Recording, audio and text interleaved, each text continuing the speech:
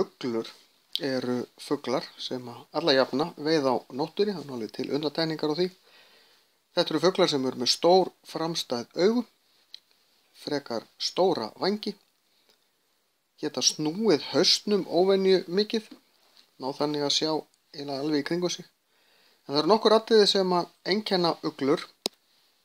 Það er í fyrsta lagi mjög boginn og frekar stuttur goggur, stór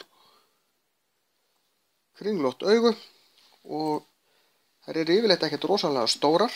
Síðan eru þær með klær eins og ránfuglar, er ekki í flokknum ránfuglar en eru vissulega ránfuglar, það sem að nefnilega misjafnt hvort að dýr eru flokkunarfræðilega séð sem rándýr eða ránfuglar eða lifa sem rándýr eða ránfuglar. Og uglur lifa sem ránfuglar því þær veiða önnur dýr. Uglur sjá mjög vel með þessum augum. Þau eru mjög stór þannig að þau sjá líka vel í myrkri eða mjög litlu ljósi. Þær heyra gríðarlega vel og eyrun í þeim eru ekki samstæð. Það er að segja, annað eyrað er aðeins hærra heldur en hitt. Þetta auðveldar þeim að meta úr hvaða átt hljóðið kemur, en það geta þær veitt til dæmis smádýr upp úr snjó bara með því að hlusta eftir þeim, svo þau sjá ekki dýrið, bara heyra hvar það er, geta gripið það í gegnum þunna snjóhimnu.